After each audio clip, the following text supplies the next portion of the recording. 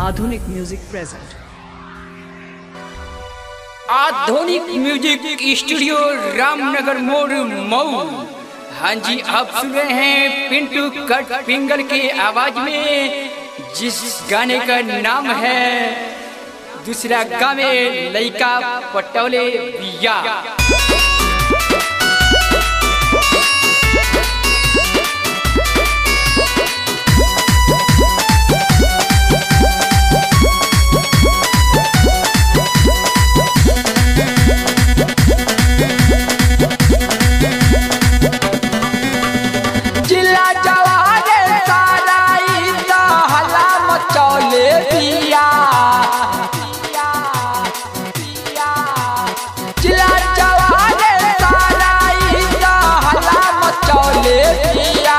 अपना गाँव के छोड़ के दूसरा गावे लइका पटौले बिया।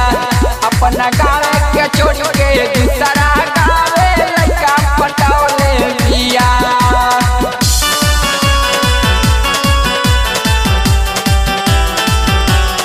मोबाइल नंबर 72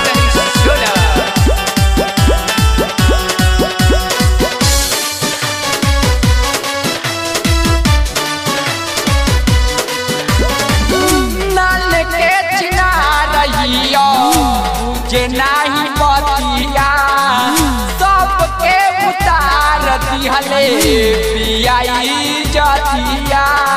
आधुनिक म्यूजिक स्टूडियो रामनगर मोड़। नाल के चिनारइया जे नाही बतिया सबके उतार दिहले बियाई जतिया।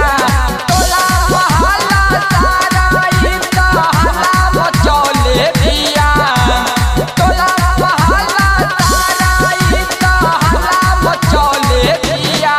अपना गाँव के छोड़ के दूसरा गावे लइका पटौले बिया।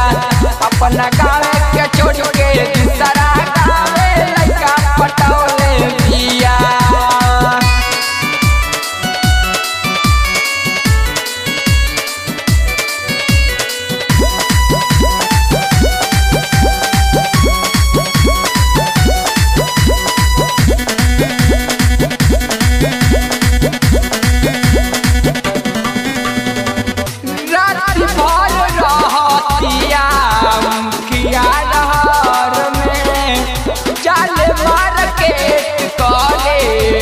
जाई सहार में मोबाइल नंबर 72